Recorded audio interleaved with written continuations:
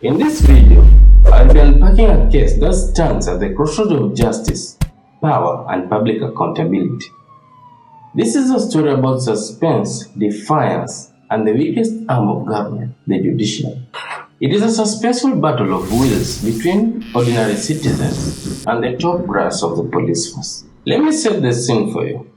On 23rd August 2024, the Law Society of Kenya, joined by three ordinary citizens, Bob Njagi, Jamil Longton, and Salam Longton, filed a petition. Now, if you've never heard of a petition, it is simply a formal request to the court asking for help. Anyone who files a petition is called a petitioner. But why did they go to court? What made them risk everything and make the life of a judge vulnerable?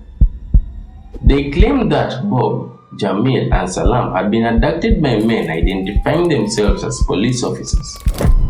The three had been taken forcefully, kept incommunicado, and hidden away in undisclosed locations. In desperation, the petitioners turned to court for help. Interestingly, they got the help they sought, or at least they thought they did.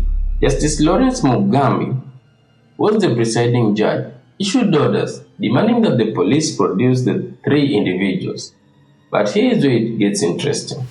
These orders were disobeyed not once, not twice, but 7 times. Each time the police were called to court, they had a new excuse. We were at a budgeting workshop in Mombasa. We were tied up with security duties. Or some other excuse, which was not justified. But here is the reality. They were disobeying the very law they swore to uphold. They chose not to come, ignoring court orders for being worthless papers. If you understand where this is going, this is not an issue of ignoring court orders. No, this is bigger. The Inspector General's actions reveal something deeply troubling about the state of our nation's law enforcement system. Some people are just above the law, which is what most Kenyans always believe to be the position. Let's talk about the law for a second. Under Article 2.1 of the Kenyan Constitution, no one is above the law. All people are bound by the law. But when the Inspector General and his team repeatedly fail to comply with court orders, they cross this line and threaten the rule of law in Kenya. The court had no choice but to hold the police in contempt of court orders. Although it was the correct thing to do, it turned out to be the worst battle the judge could have chosen to fight. Holding the Inspector General for contempt wasn't a smart move afterward. For those who don't know what contempt is simply when someone disrespects or disobeys the court openly. After the continued disobedience, Justice Mugambi ruled that if the Inspector General did not appear in court within 7 days to explain himself, he would be sentenced to 6 months in prison. But was it necessary to give orders of contempt, or did it matter? Yes, it did. It was a ruling meant to shake the system and remind every Kenyan that no one, not even the police, is above the law.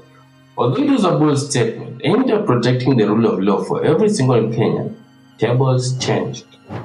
While people waited for the Inspector General to obey court orders, new developments came about. Interesting ones. Just as the court flexed its muscles, something even more sinister happened.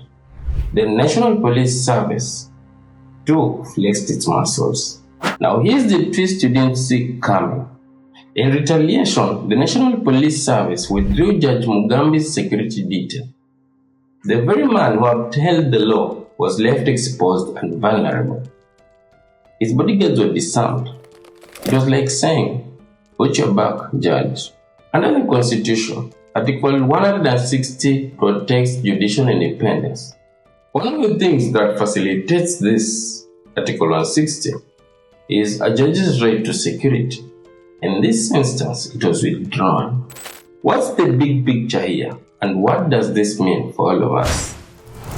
If a sitting judge can be stripped of security, what does it mean for the other judges? Are they supposed to live in fear for making the wrong decision? How can a judge uphold the law when they are not safe from retribution? The judiciary once again turned out to be a toothless dog. Although it is one of the three arms of government, it is constantly undermined by the very state it should keep in check. This will not change anytime soon. Why do I say so? Because the judiciary does not fund itself.